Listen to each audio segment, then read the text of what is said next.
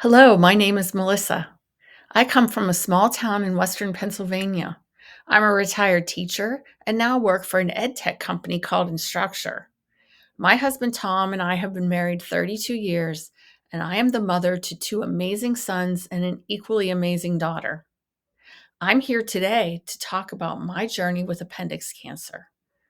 To some, the word cancer is an immediate heavy weight, and I get it. When I first heard it, I felt like I was hit by a ton of bricks.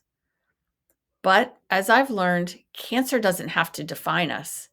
It doesn't erase who we are. It's just part of the story, not the entire narrative. And I want to share that story with you. It all started in hindsight with little signs I brushed off: stomach discomfort, some bloating, and feeling a little off. But it wasn't until I had a particularly intense pain that I knew something wasn't right.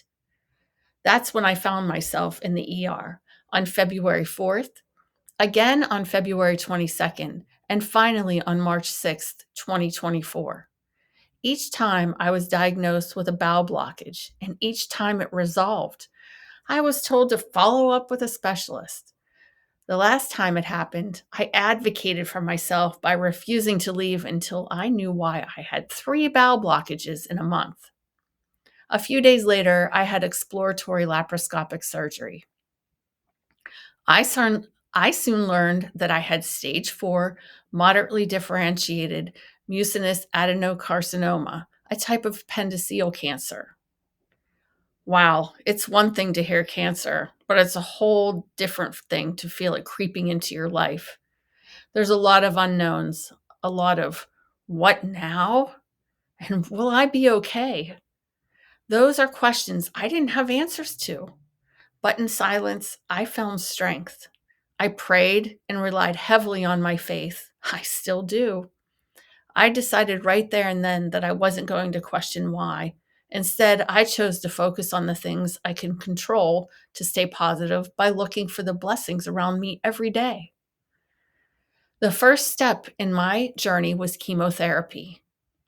After I had my port put in, I had 6 rounds from March 29th to June 11th. Chemo wasn't easy for me. My neuropathy flared up, and I had to be on a low fiber diet the entire time to keep the risk of another bowel blockage at bay. A CT scan in June showed that I was considered stable and surgery could be scheduled in July. This surgery is nicknamed MOSS, the mother of all surgeries. I had cytoreductive surgery with HIPEC on July 16th, 2024. Besides my appendix, a portion of my colon, ovaries, fallopian tubes, omentum, peritoneum, and many lymph nodes were removed. This was followed by HIPEC, or heated chemo, that was put into my abdomen for about an hour and a half.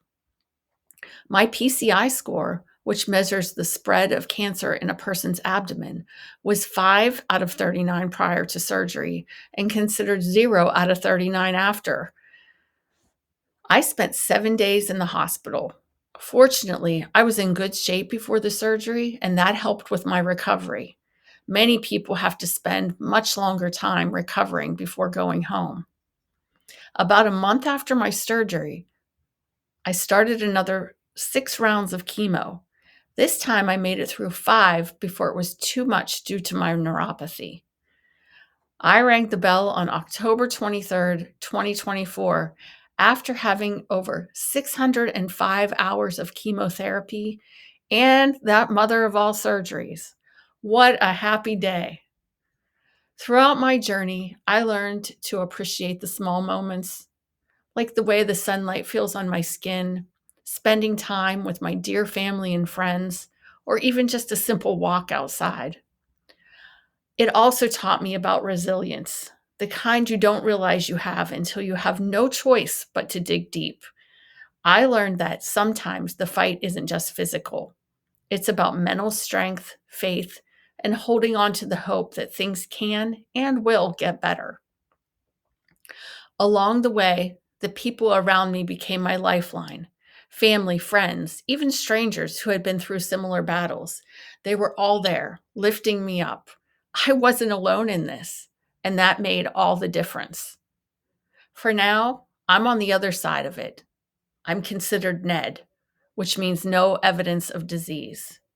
And while it's not all behind me, I've come out of this stronger, more connected to myself and others.